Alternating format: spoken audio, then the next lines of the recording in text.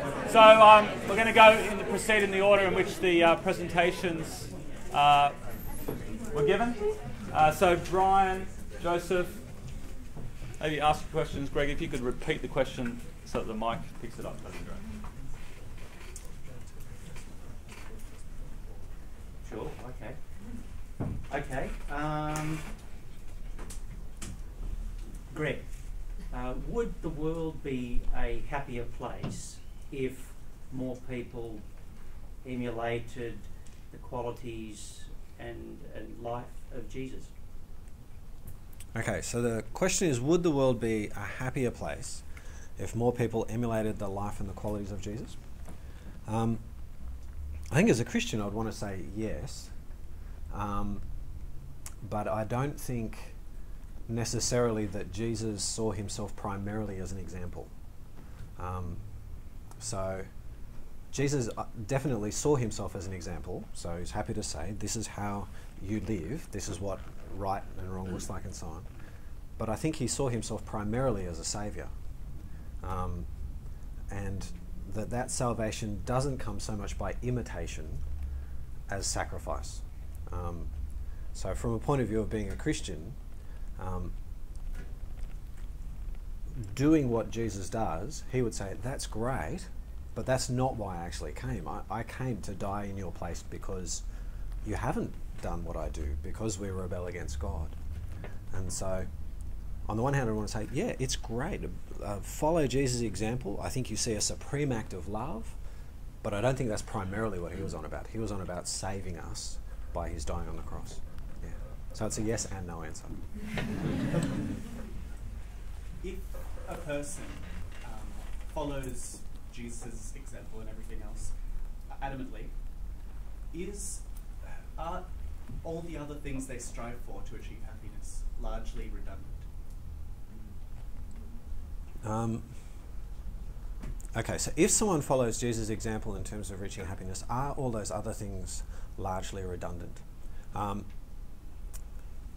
So let's just say I become a Christian, as I did when I was 17.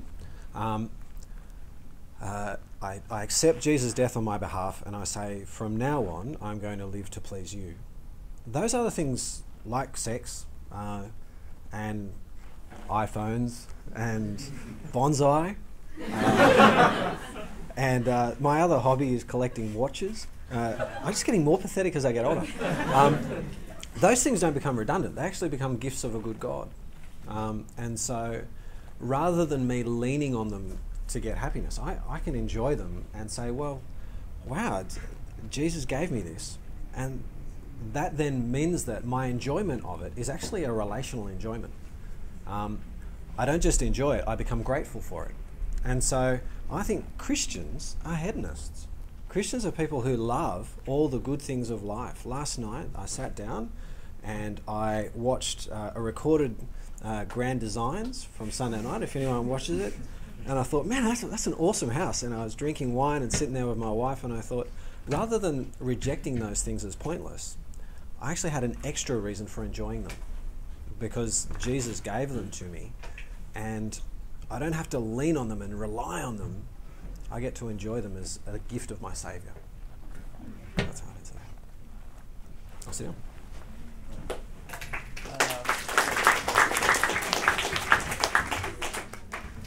It's a little awkward. We're trying to get the thing here so that we can interact here, and you guys can see. So who went second? Was it Joseph? Yeah.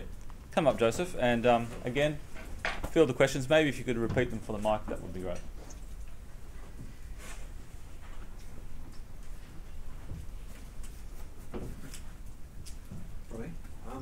The question I had is, why do you think people in our world are so preoccupied with finding happiness? The question is, why do I think people in our society are so preoccupied with finding happiness? I think the basic idea is that you have many different answers for each type of happiness, obviously. For your dopamine-based things, obviously finding sugar and all that sort of stuff is evolutionarily brilliant, because you're going to have to find sugar at some point. But contentment-wise, now there's very basic ideas in conditioning and various other interrelation notions that you like things that you are familiar with, you like things that you are conditioned to find advantageous to your life. Happiness tends to be advantageous, or rather the things that give you happiness tend to be advantageous, and the way our mind tells us, go for those things again, is happiness. It is the effect which drives us. So it's not a matter of why is happiness useful, it's why is the cause useful, happiness is telling us that it's useful. So it's really back to the cause and effect problem.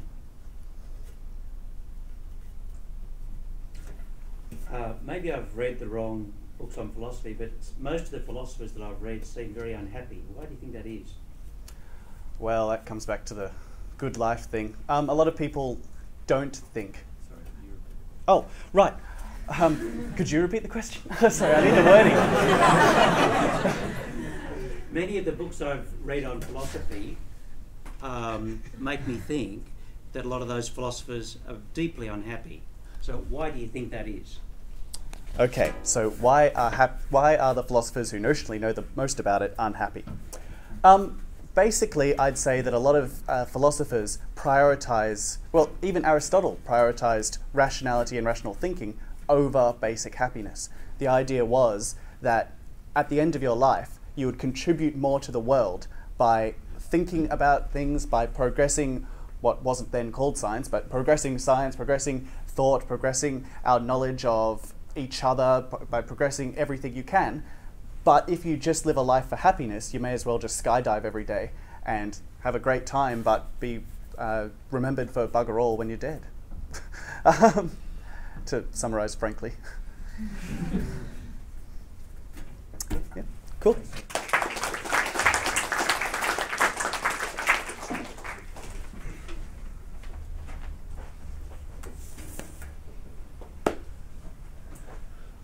My question is, what is it, do you think, that makes service, that community idea, so significant? Why that one? The question is, why does service play such a significant role in happiness? Yeah, what is it about that as opposed to a whole bunch of other things that it could be? What is it that seems so objectively powerful about it?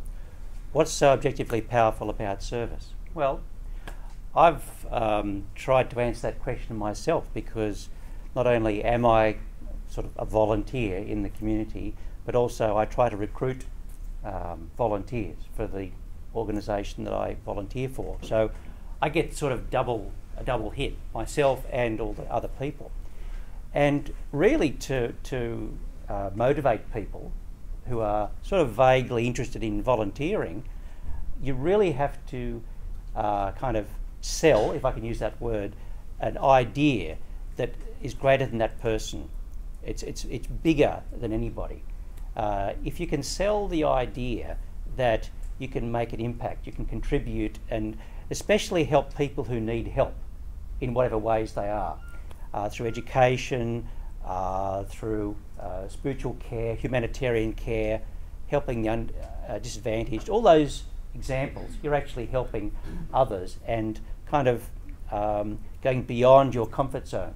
So I think it comes down to having an impact beyond yourself and leaving a legacy. I think it comes down to basically taking the focus off yourself, and because when people try to volunteer and provide that service, it actually works.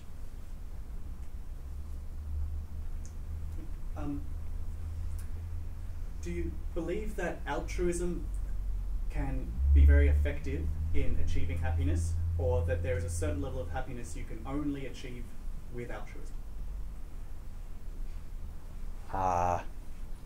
Can you repeat that, please? Do you want me to rephrase it, or just repeat it? Yeah, rephrase it. Let's say there's a large amount of happiness that you want to get. Is it that altruism can get you there faster, or that you can't get that much happiness unless you also use altruism, as well as everything else that makes you happy?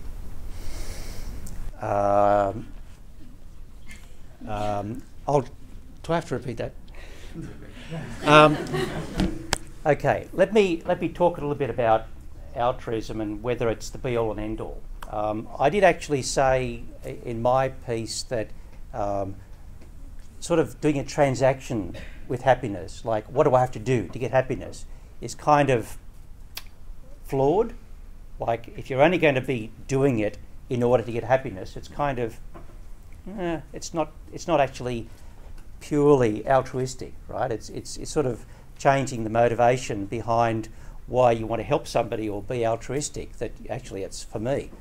No, it really is better to think of how you can make a difference to others and just be focused on that rather than to think about this transaction, that you're going to get some happiness back for what you're going to do. So the best altruism or the best service, to take Greg's word, is basically to want to help people, especially those in need. And when you see that and you can experience helping others, that gives a certain amount of fulfillment and happiness.